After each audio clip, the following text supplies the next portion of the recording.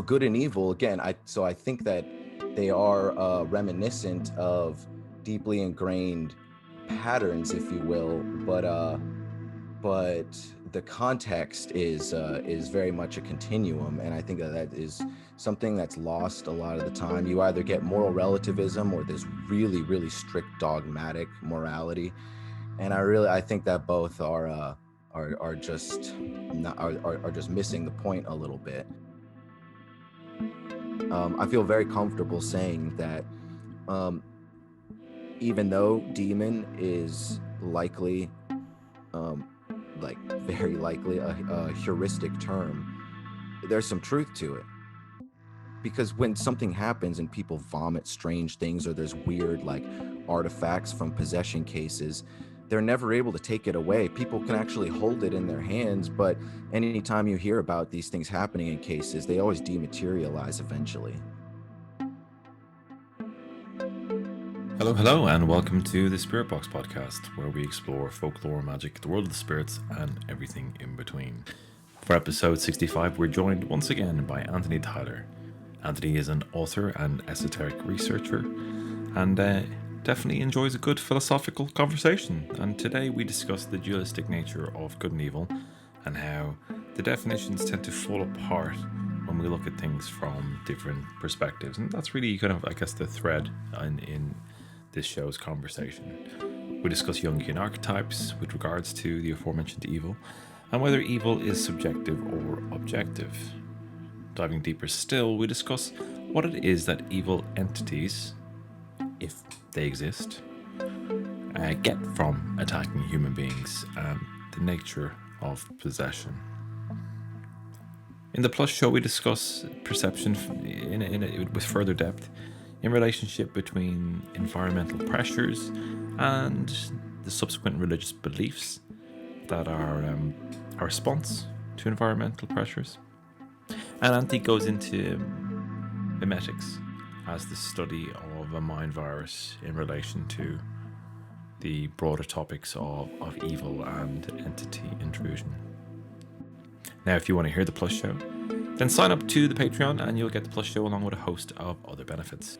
If Patreon isn't your thing, then you can always, if you fancy it, buy me a coffee via my Linktree and YouTube videos. The links are in there, and it's greatly appreciated. And when I'm talking about appreciation, I'd like to give a big thank you to my Ank patrons: Ikaro, William O, Robert W, Roland B, Steph, Tim, Tu, Wei, Pamela, Michelle, Merrily, Marco, Kate C, Jen, Hannah, Flora, Eric, and Desiree, Austin, Ali, and Carrie S. Thank you all so much for your support. It's hugely, hugely appreciated. Now, as always, I'm interested in people's experiences.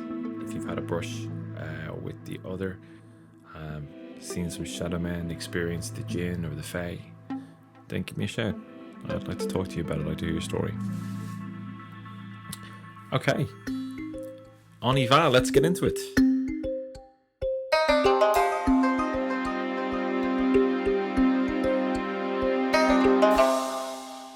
Anthony, you're very welcome back to the Spirit Box. Nice to see you. Nice to see you as well. Yeah, thank you very much for having me back on. Always a pleasure. And I do different kinds of shows, some like Fortean based, some like philosophical based, and this one being very steeped. You do different things, but very steeped in esotericism and magic and things. I've been looking forward to coming back on. So thanks again. Cool.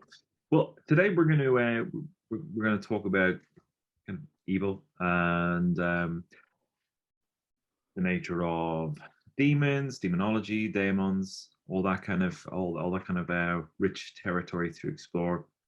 And essentially, we're just trying to loop back into the conversation we started when we're recording, which always happens. It always happens every time. But looking at kind of demons as a whole, in terms of the concept of demons, the idea of demons. To get things started, what's your stance on a demon? What is it from your perspective? Well, see, I try to come at things.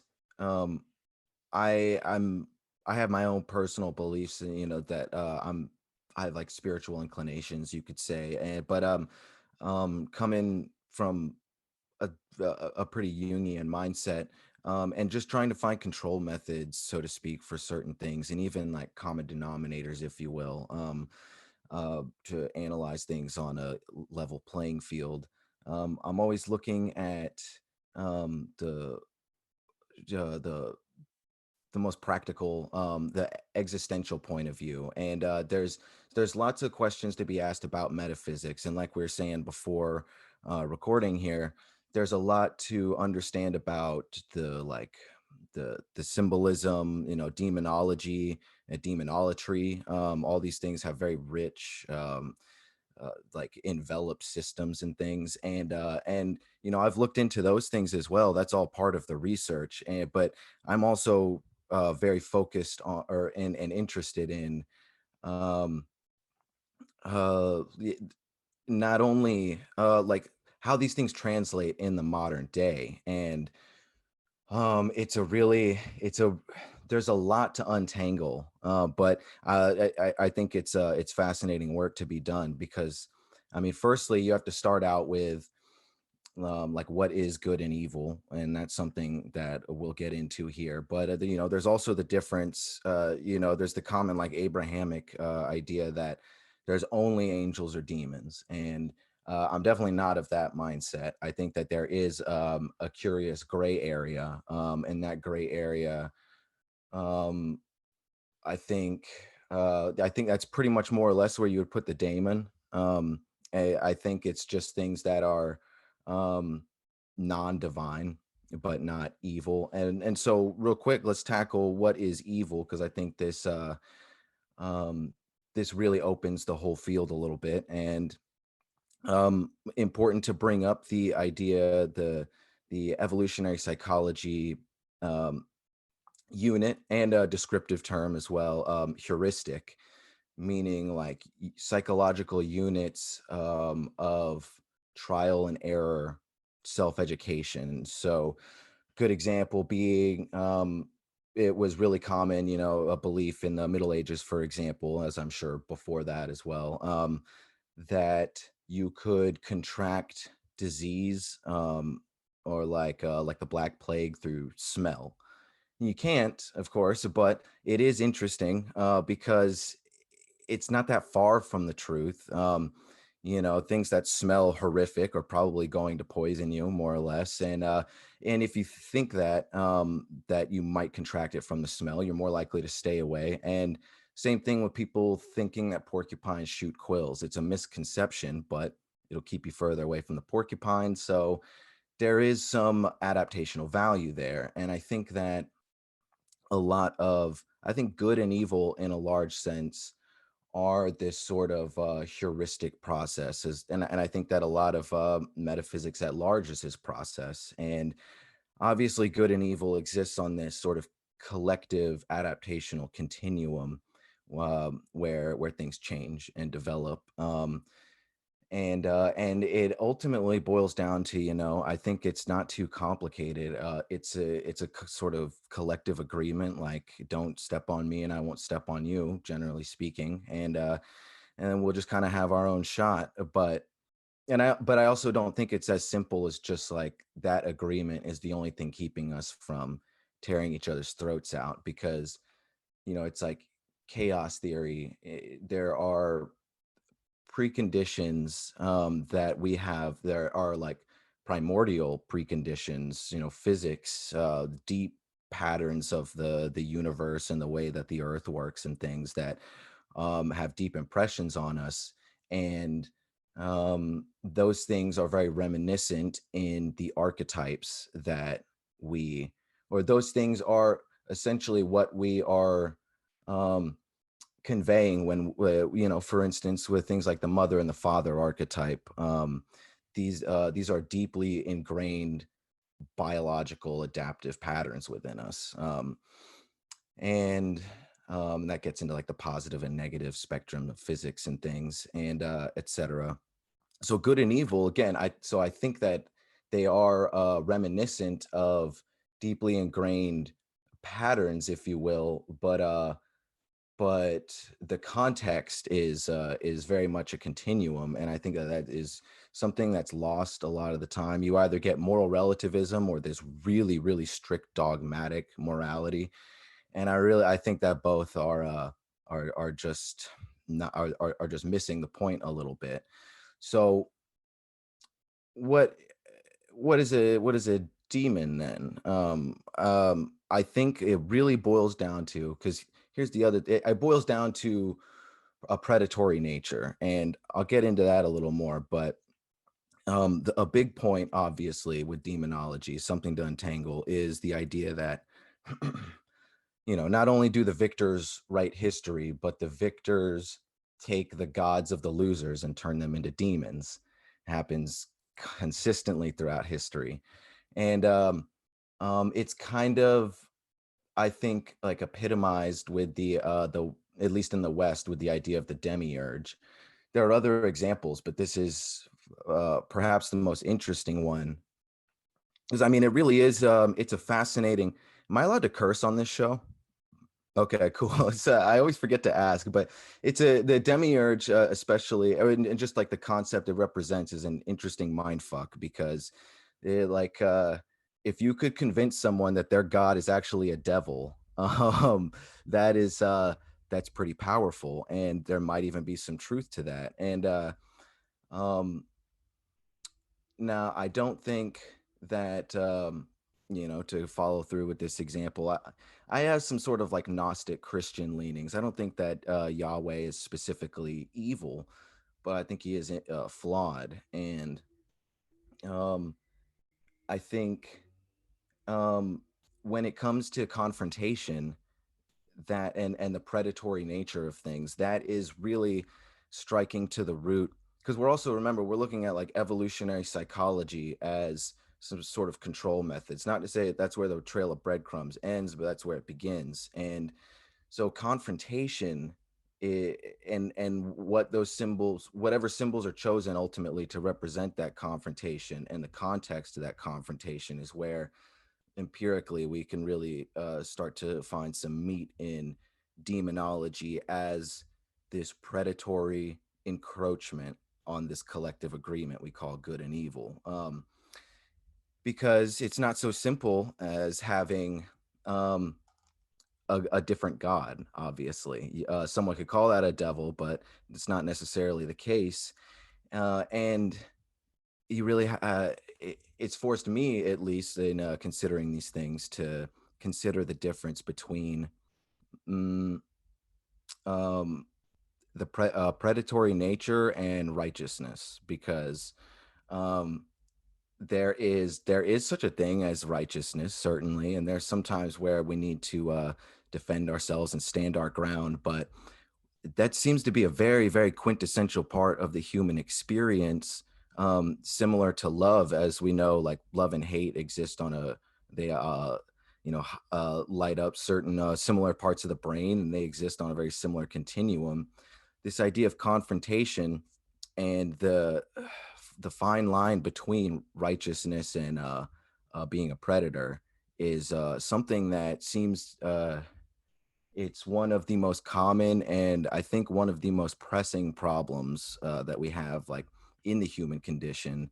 And yeah, so just for starters, I think, like, archetypally, um, practically speaking, in that slice of that gray area, because it's also, demonology, a true demon forces you to call, or calls into question, um, what side you're really on to begin with. And we can get into that more as well. But, because I've been reading some stuff about possession, et cetera, just as case studies. And that gets into some interesting territory too. Because we're talking about kind of like dualism, really, aren't we? Like we're kind of looking at that, the kind of the binary polarity Hmm. of morality and belief, and just the fundamentals of a dualistic world, and it's quite it's quite provocative to think about it in a sense that kind of like good and evil. Huge amount of that is perspective, you know, Mm-hmm. and that kind of like thinking about a lot of Abrahamic faiths, thinking about kind of some of the old religions that were kind of superseded by Abrahamic faiths, and as you alluded to earlier, the kind of the victor's right history, and they denounce and either subsume the gods of the people that they've vanquished um, and have overtaken. They either amalgamate, merge, or then or demote Mm-hmm. their gods. But really thinking about it for a little bit, we think about say some of you know some of the kind of the fates that we would see or adversary at fates based conflict that is entirely adversarial. Think about how they see each other. You know, like they see each other as the kind of as a some kind of evil projection, but at the same time they're both thinking that they're in a righteous place. Mm-hmm. And that's quite remarkable. When you really start to look at it, when you're going to zoom out a bit, like they both essentially think the same thing. It You know, it really is remarkable, and it's something that I've always been just fascinated with from a philosophical perspective. And yeah, it kind of harkens back because I'm very influenced by alchemy and hermeticism, and it really harkens back to that sentiment found in alchemy where you essentially have to um, learn to refine the alchemical process on yourself and refine yourself before you can do any sort of exterior refinement. And this is essentially going to, like, because the next most important point of empirical demonology, I guess you could say, is understanding the shadow complex of the psyche in Jungian terminology, because there are four core components of the psyche, like from which everything else stems, theoretically. And I would say that it certainly is the case. And that would be the mother and father archetype, the persona, or like the logos, which would be like the Hermetic or Christ or Buddha, whatever. And then you have the shadow, and the shadow is essentially all these are unconscious mechanisms, but the shadow is particularly that which is unintegrated entirely, but somehow registered in your consciousness. And so the unknown, people fear the unknown for a reason, just like evolutionarily speaking, because it does imply that there are things that could be potentially harmful. Um, but it's not that it's exclusively harmful at all. And so on uh, because the shadow isn't inherently evil, it's a part of our psyche that might be conduits to something greater. At its best case scenario, the shadow is very Virgilian, as in, Dante's Guide and the Divine Comedy. He's not divine. He's not allowed into heaven, but not burning in hell either. He's got that middle ground of purgatory. But there are certainly and so there are aspects of the shadow and archetypes present within us that aren't evil. They have these sort of like wounded child aspects, things that do need to be nurtured. And then you have the other this other strange, um what we were talking about earlier with that predatory ground, where it seems there seems to be um trickery involved in many ways. And there's a lot of different avenues where we could take it next. I don't know if you have any particular questions, but I sure could keep going. yeah, I think there are some particular angles that I think we can look at. Um, because I think we can really kind of you can explore the kind of the philosophical nature of kind of good and evil as we've been touching on to a degree. And we looked at kind of the again from a historical perspective, you have opposing forces that are essentially reflections of each other. You know, one defines oneself as good and projects evil on the other. Um, we've had that throughout time. But for me, when I think about evil, and demons, from that kind of possession perspective, and from the kind of the personal destruction perspective, I see it as a very different thing. You know, I see kind of some of the kind of the Croatia, as we were chatting about earlier, as being more in the archetypal sense, Mhm. opposite programs, as it were. You know, and but I do see I see the influence of destructive spirits, and I don't even know if destruction is the right word. You know, because destruction also is a form of creation as well. I Mhm. think it's more about the kind of the the degradation, like it's making something baser. That's the act of kind of like a demon that is there to um, remove one from not a righteous path, but a path of your own progression, path that is Right. free will based, you know, and kind of someone kind of my research into it actually is through an Abrahamic prism, you know, primarily kind of Islam and Christianity. But that's kind of the goal of say Iblis and then the jinn as a whole and kind of your medieval demons. They are there to move you away from the path to your God. That's Iblis quote unquote kind of says that, you know, in the book Heights, the book The Heights within the Quran, Alya al Araf. That is definitely not how it's actually pronounced. But in that section, the Iblis basically says, "Now that thou hast thwarted me, shall most certainly lie in an ambush for them along thy straight way."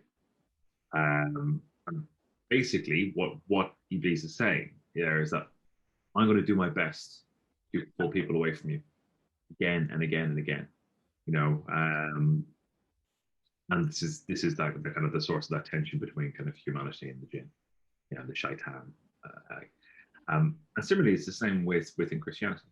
You know, and you've got there is always that tension to move to get distance between the soul, the individual, and the creator, as it were. It still isn't a binary place, but I think on an individual basis, on that kind of when we're on a possession basis, that it's less than that. It's more about kind of what does something get from that? Is there an essence they get from it? Is there some sort of source of sustenance by destroying something, by taking it away? And again, I use the word destroy, and it's not quite what I'm trying to say, but to take something and make it baser. That there's something that happens in that scenario that is yeah, it gives some sort of sustenance to a demon, whatever that is. You know, Yeah. Great points that really further the conversation. To degradation and um, that destruction as a form of creation, like you said, and as well as the archetypes and the sort of like programming that with the Goetia and things. So, firstly, I'll talk about because the degradation, that's a great point, and I tend to look at these things because again, evil, while it's not false, it is heuristic, as I said. And so I think that if we're really looking at demonology, I don't necessarily think you could say that these demons that we have called this predatory metaphysical nature. Um, I don't think that it would be evil in the sense that we would consider like a child molester evil or something. I think it seems to me evil from our perspective because it is very tragic when something like that happens.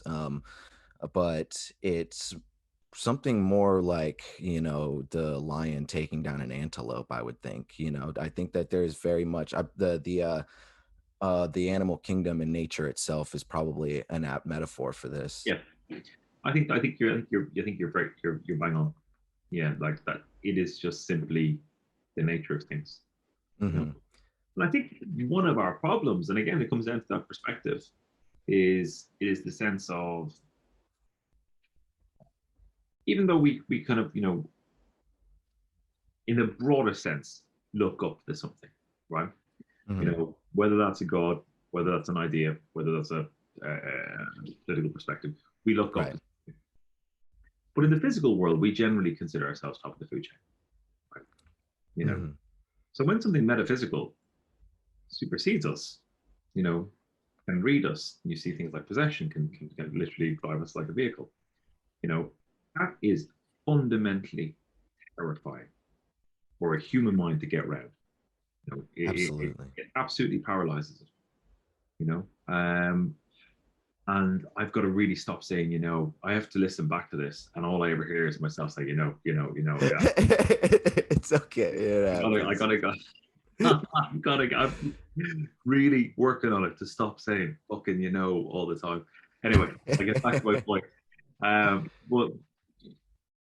But it's, how do we understand the nature of a demon? Because I think your point is very well made, that it is just part of that kind of ecosystem that we're in, you know. I'm from But yeah, Galway. I appreciate it. I'm from Galway, and that's our throwaway phrase. At least it was when I grew up, So Yeah, it just, it'll keep coming. But everyone's got some phrases like that, I swear. but it's understanding, is there a separate function that, in that idea of kind of like degradation and corruption, like, if that is a form of sustenance, is it just playing out its nature? Or is there there is a malicious element to it? And when you look at possession cases, when you look at kind of the, like, some of the real ones that have been documented, right? Hmm. Like, there's no doubt a malicious element to it. There's debasing, degrading, you know, to go out and generate pain, to generate hurt, not least within the individual, but in their kind of their circle, and Yeah, to exorcists, and they talk about these things as being horrendous, and it takes a certain type of, I think, human being to be able to fulfill that role. It might be different in different ways. I mean, I know that the kind of Abrahamic one is quite dramatic and kind of a sword and a shield, as it were. right. I think, because when you look into possession cases, they are certainly malicious, and perhaps if i- they if per, perhaps it's simply as simple as the fact that they're attracted to that, like if something divine is archetypally embodied and you could say attracted to like love, then I suppose these metaphysical scavengers, in a sense, um again, like evil just being perspective, but it would appear that some things um um, feed on our fear, or are at least attracted to it initially, and gain some sort of bump in their, what's the word I'm looking for, some sort of attunement with the signal, or if you will.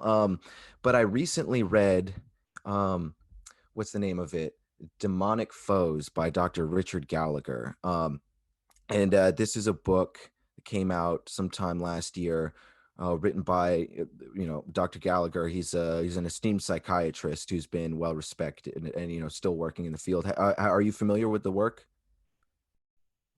Yes, I've read a couple of features about him. Okay, good deal, good deal. Okay, so for any listeners, just briefly, yeah, so he an esteemed working psychiatrist, pretty well studied and very well studied, I would say, and has worked with um, the exorcists within the Catholic Church for like almost 3 decades now, I believe, and has done a great deal in furthering the study of this continuum of mental illness and true anomalous possession cases. And there is a bit of a continuum, but as he points out in the book, one of the biggest takeaways is that there's not always a slow progression, but like in the case with Annalise Michelle, I think it's and others, but that's definitely the biggest best example. There is certainly a continuum where uh, there's certain physical biological factors that can give way and start to use a Jacques Vallée term with phenomenology, perhaps completing some sort of circuit to a degree. Um, so, but possession, I think it's certainly it's very interesting because yes, there's a lot of woo to it, but there is a lot of history and tradition involved as well. And when you do your due diligence to separate the woo from the tradition, you find that there is more than enough shadow of a doubt to um, I don't know, just at least give you pause as to what is really going on here. And at the very least, I feel very comfortable saying that um, even though demon is likely, um, like very likely a heuristic term, there's some truth to it. Absolutely, because there are, and I'll get into next why I think that belief systems kind of structure the phenomena a little bit, but it is it's a big point made in the book that I think is and the book is it left out. I was hoping it would cover a little there was some ground I was hoping it would cover that it didn't, but I definitely give it a thumbs up. It was a great read, and Dr. Gallagher seems like a very studious individual. But so there are control methods with these things. He says that the anomalous quality to it is something that you cannot relate to specifically physical factors, but you can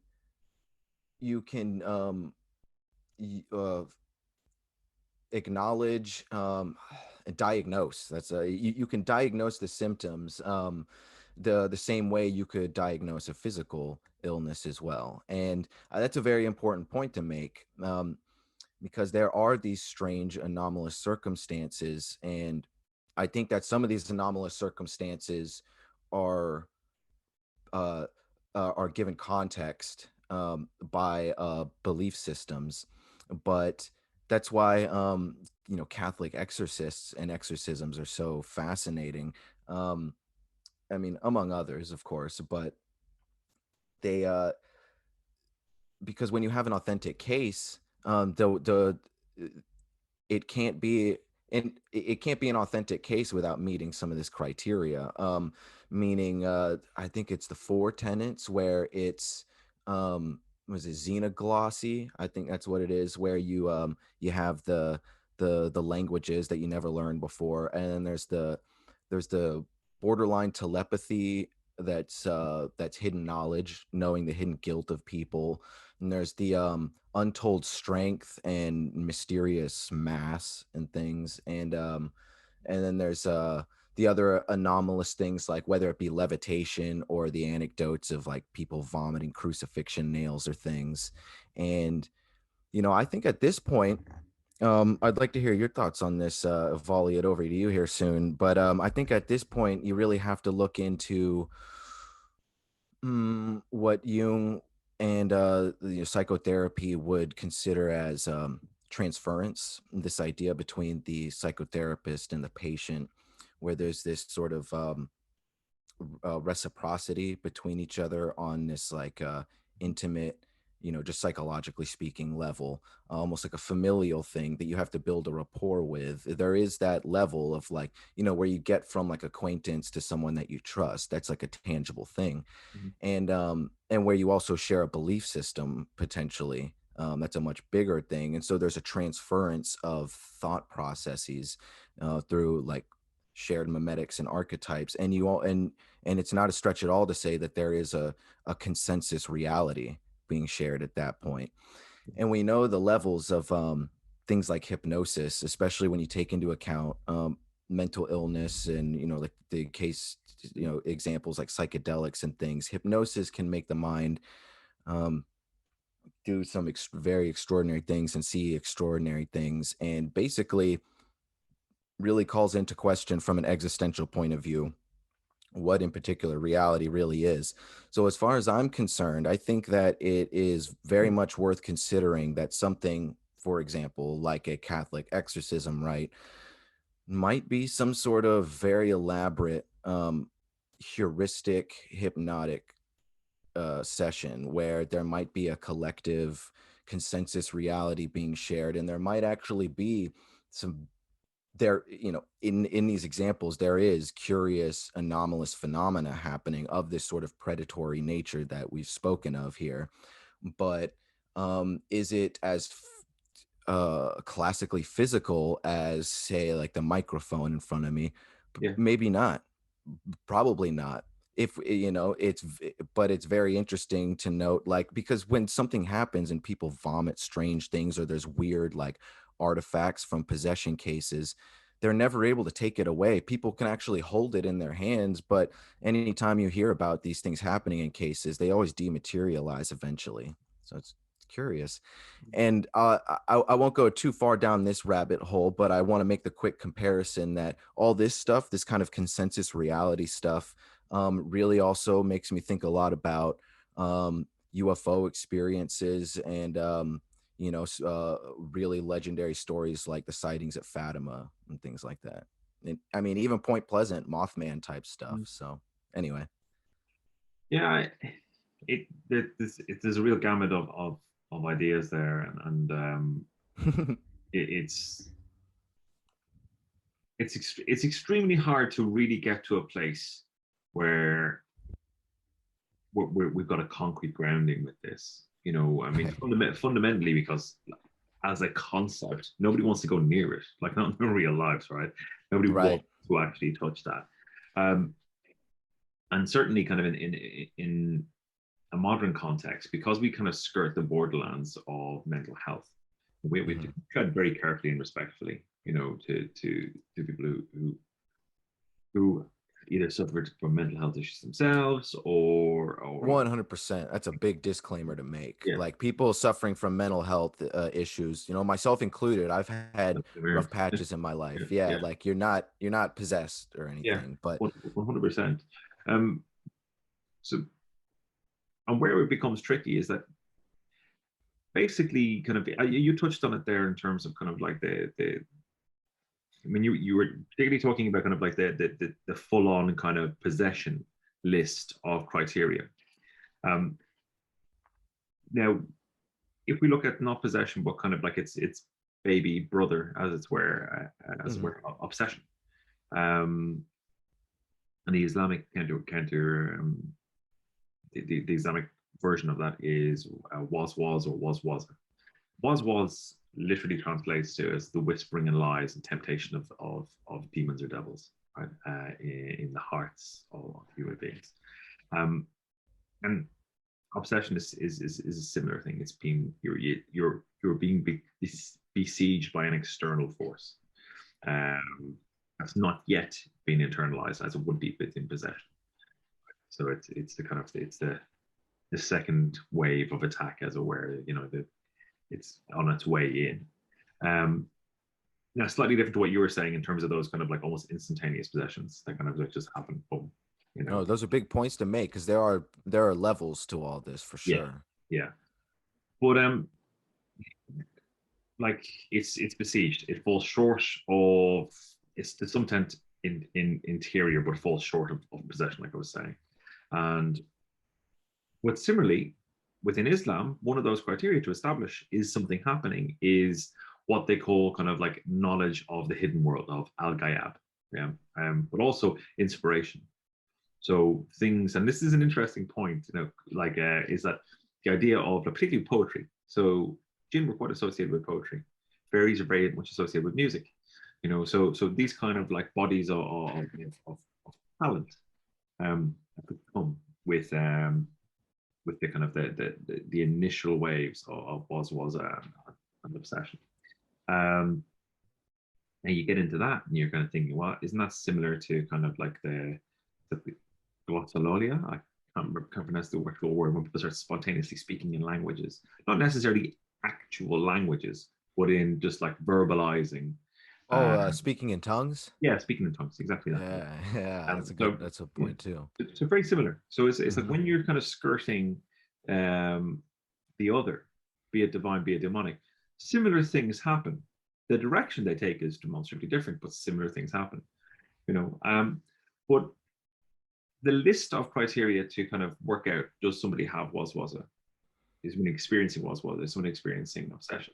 They are almost identical to as you would ascertain things like obsessive compulsive disorder. You know, particularly what was a is it's like it's things that like prevent you from practicing Islam. You know, those are almost. I mean, there's a trap in there as well, isn't there? Isn't there? Like, it's basically anything that prevents you from practicing your Abrahamic faith is evidence of demonic influence, right? There's always Right. Abrahamic, they have that one sewn up, right? But the kind of spread of those things, spread of those symptoms, as it were, like pets start acting differently around you. Your friends are questioning your behavior. You have fits of rage, anger. You're hopeless. You feel hopeless. Feel tired. You're not able to discern what's good and right. I mean, again, that's perspective. So it's having an epiphany can put you in a lot of these criteria. And but then you get into things like hearing voices that are trying to persuade you to do negative things and commanding you to do something, having lucid or frightening nightmares. So that stuff starts to get familiar. So you can see the separation where you start to wonder, oh, okay, what's going on? And there's a guy who I had on the show last summer, called Jerry Marzinski, and he's extraordinary. Are you familiar with Jerry Marzinski? I don't believe so. Well, he's similar to is it Dr. Gallagher you mentioned earlier? Okay, Yeah. okay. So Jerry Marzinski is excuse me, he was a psychiatrist, and he worked for about 35 years in hospitals and prisons in the US, and he came out of it kind of thinking there's an exterior thing happening here with a lot of people with a lot in schizophrenia, that it is not all internal, right? And that kind of time and time again, things came up that actually exhibited stuff like knowledge of that was beyond the individual's capability, knowledge of the unknown. But also he had he had in the show he describes quite what a full on experience he has with what I believe are parasites. He thinks of them as demons. I think of them as parasites, because essentially what they're doing is they're keeping someone in a sense a space of torment, and some of the language that he relayed, that these things relayed to him, is that you have no right to interfere in our way of life. So in Hmm. terms of that predatory aspect, it's predatory for a reason, that it is Right. getting something from that. And I think you mentioned it earlier about kind of that the idea of negative emotions being these food for these things. Right. Yeah. Um, excellent points. And that some of what I feel like you're touching on there, or well, some of what you're certainly touching on there is um, there is obviously, I've mentioned the word continuum two or three times, and there is I'm also reminded of the phrase that you'll hear people bring up sometimes, God of the gaps, meaning that, and I do kind of think that this rings true because this is more or less what what something heuristic is. You know, like metaphysics, in essence, is fills the gap of our scientific framework in many ways, and um, helps propel the scientific method, as the historical record shows. Many of our nearly all of our scientific discoveries have followed either spiritual sentiment or artistic sentiment. Um, and um, so I think demonology in particular, um, there's no question that even outside of the Abrahamic religions, it was certainly used as a metaphor or allegory, both, for illness. And so the demonology, but it also included this anomalous circumstance that we talk about here. And so there's, I think a lot of it is untouched still. I mean, those who know, but a lot of it's untouched. Demonology in the modern day, and a lot of people, um, I think, don't give it enough credit because it has been updated. There's a lot more sophistication involved now. You know, you can look, you know, because epilepsy and things like that, to schizophrenia. These were obviously misconstrued for things like possession, and you can even look at smallpox was considered, the actual smallpox illness itself was considered a demon, and there's so many cases of that. So again, yeah, very important to remember that. Um, I think that's why I really appreciate tradition, but I'm very wary of dogma because things need to be updated, by the definition of what heuristic is. It is. And I think that, most honest esoteric spiritual traditions will tell you, if they're being honest, that these things are meant to be updated.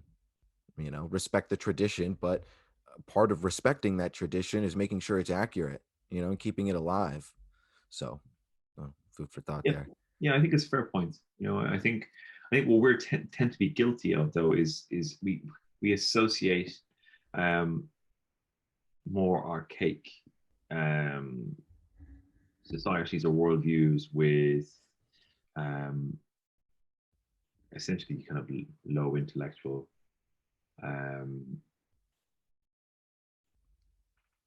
just that's not the word I'm looking for, but we associate kind of that archaic society as being almost like childlike. They were like, when that's not necessarily the case at all. My worldview Right. tends to be a lot more kind of animist as a whole. So for me, the idea of kind of everything having some kind of consciousness, whatever that might be, not human, not remotely how we define consciousness or we understand consciousness, um, that doesn't seem to be beyond the pale for me. You know, No, yeah, I agree. um, so I'm absolutely for updating things and always increasing to the adding to the wealth of knowledge. As long as we don't kind of throw things out in their entirety, you know, Certainly. people Certainly. talk to those places originally for a reason.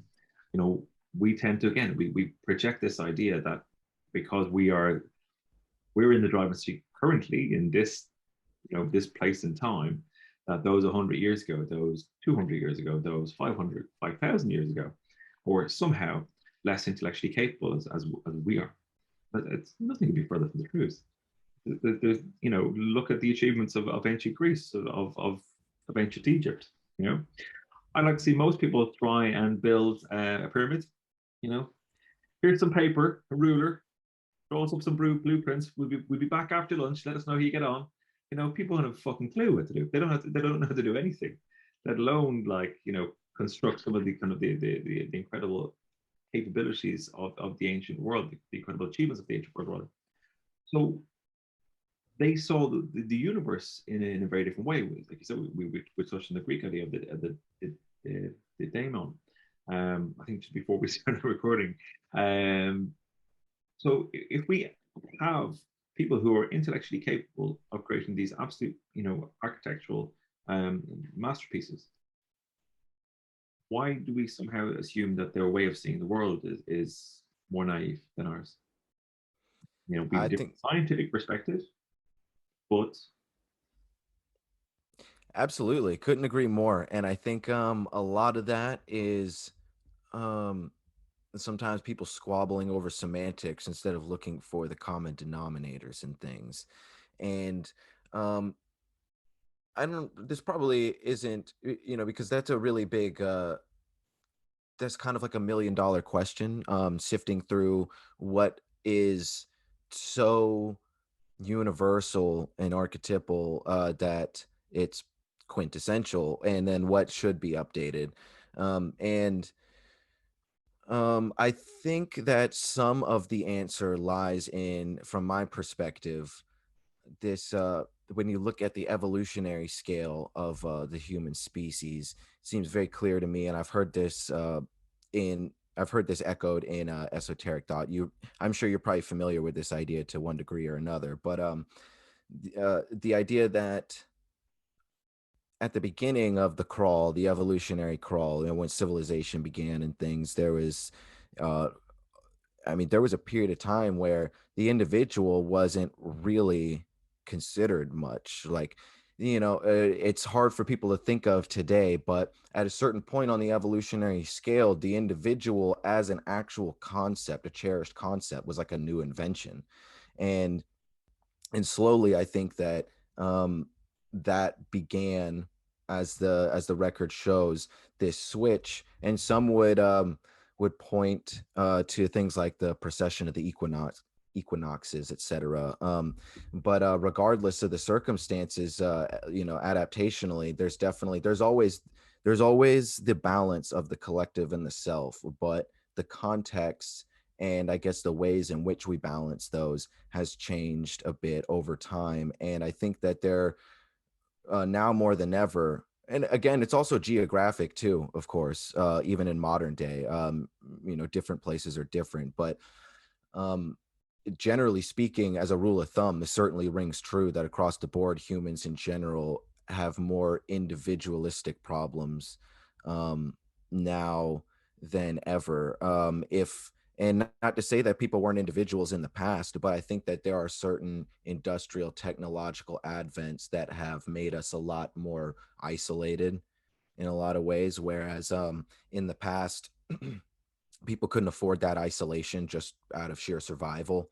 So I don't know, like, that's just kind of food for thought, because I don't know what all the implications would be in that sentiment, but I do think that it plays its role in like shaping our perspective on these things. Because perhaps, as I really don't think that I think you're so on point when you say um it's dangerous to consider the spiritual practices of ancient people like archaic or something, when they could do things that we can't seem to do today. And if anything, I think it is it calls into question, what I just said, basically, like, how might some of their adaptational pressures subtly differed from ours. um so because yeah, demonology is something, again, like, we talk about updating and things, but you talk about tradition as well. Demonology is something that you can find, since it's quintessential to spiritual tradition, and by proxy, essentially our imaginal complexes itself. Like, it's a deep part of the human experience, whether it be possession or oppression or obsession or these things. So it's certainly not something that we can throw away, even those who are skeptics. I mean, I think there's a modern mirror for a lot of it. Simply, I mean, to build on your point about, you know, how modern humans exist, how particularly in the West, right? That we're predominantly online. You know, if we're not kind of sitting looking at a screen, we're checking notifications. Like we're almost essentially always looking at a screen. You know, and that's a it's a remarkable headspace when you start to think about it that we're living in this um, illusionary world that is very real in a lot of ways, and we have a physical reaction to, you know, and we're absolutely completely addicted to it. The platforms have been designed that way to encourage that addictive behavior, and it's worked. We're very immersed in it. So what's happening there? Because when we talk about again the idea of being fed off, being parasited, really gone into the idea of parasites as a thing, as a separate thing from demons. Looking at the platforms that we partake in, you know, they have they have an identity. They have a collective identity. You know, there's like generational differences. There's communication types of differences based on the technology, but there's also kind of there's a sense of point of view, of a collectivist point of view. Twitter is a very different mentality to YouTube, as does Facebook, as does Instagram. They all exhibit different features, different behaviors. And that interests me a lot because I think about it in terms of, well, they're all manipulative. They're all wanting you to focus on, spend your time on. And again, from the very straight psychological impetus to encourage you to go in and see, you know, did I get likes? You know, or whatever the currency is, right, in the platform. And that's taking you away from a path. It's taking your time from you. For essentially not much return, right? Right. Um, Truly. yeah. And I think about it a lot in terms of, well, by a lot of the characteristics that we've outlined, um, I know a lot of people talk about social media being bad for the health, that it's reduced um, humanity in a lot of ways. I think a lot of us behave at our lowest aspect of ourselves in a lot of social media areas. Um, when you look at that and you got to go, right, so this is the stuff, it is parasiting off us. It's parasiting off our neurosis, parasiting off our need for attention. That is a total construct in this weird digital world that's been created. There's a lot of great things about social media too. But then again, you know, demons grant you different wishes. Demons can be exchanged with, and just and it's. I mean, I'm playing with this like, but in a certain prism, you could say that platforms. I personally believe there is an egregore with platforms that this you can't have that much human energy focused at something without something coming back and something getting created. Agreed. You know, but is there a form of a demonic entity that is generated out of like a technical space mixed with kind of human attention, human psychic energy, human emotions? You know, I know it's a bit of a curveball, but you know where I'm going with it. Like there's similar aspects to it. I think it's an interesting pair to poke with a stick. Absolutely. You know, I'll say it, even if people think it's cheesy, I haven't received any backlash or anything, but I think that you know, the term Black Mirror is very apt. It certainly is, and it's a double-edged sword. You know, it's like I really see the internet, archetypally speaking, and you know, laptops and computers as, you know, again, archetypally speaking, as like divination oracles in a way. I mean, it's really not too far off from something similar to a Ouija board in a way. And it's just obviously a lot more sophisticated. Wonderful. So this has been a really interesting and engaging conversation. So thank you very much for joining us once again. And where's the best place for people to find you, want to find more about you? You got another book in the pipeline. How's the book coming along? It's coming along well. Regular life always gives you plenty to deal with, but I can't complain, and I'm chugging along, making my way through this manuscript. And it's very much going to be a companion piece. This one's going to be Hunt Manual. The last one was Dive Manual.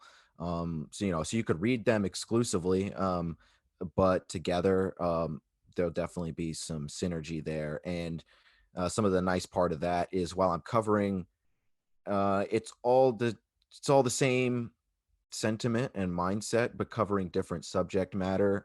And um, it'll a lot. So that being said, a lot of the legwork that I did with Dive Manual, research wise, building just my context and perspective, is going to help with this manuscript a lot. So it'll be out sooner rather than later for sure. So keep your eyes peeled, but I don't have a date set yet. But you can go to divemind.net. That's my website. You can check out any other interviews I've done. I try to keep things pretty diverse. Sometimes I'm just talking about the book and some of the material in there, and sometimes I get into all sorts of stuff like serial killers and cult leaders. And you can find excerpts of the book on the website too. I talk about demonology and sleep paralysis a little bit. And you can find me on Twitter if you want. DiveMind667, because I'm just a little bit better than a devil. And Facebook if you really want to, Anthony Tyler. I have Dive Manual listed as my, so I'm not too hard to find. You can go to Amazon.com if you want to directly and get Dive Manual. I'm always interested in starting a dialogue though. And I hope people got something out of this. I really appreciate you having me on, because you have a lot of knowledge on this subject, and I was really excited to pick your brain a little bit as well. And I think that yeah, I had a lot of fun. I think we covered some really interesting ground, and yeah, hopefully the listeners enjoyed it. I'm sure someone did. There'll be a few of them. Fantastic. I think it was a really pleasure to catch up with you again, and best of luck with the new title. I look forward to having a flick through it when it comes out. Thank you. I'll be sending you a copy for sure. Awesome. I look forward to it. Peace, everybody. Peace. Bye.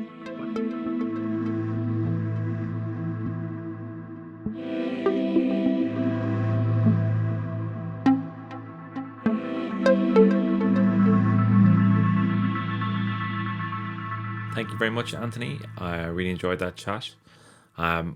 If you want to find out more from Anthony, then check the show notes. You can find the links to his website, and in this website he lists a whole heap more of his podcast appearances, and he's got a new book coming out, so do keep an eye out for his work.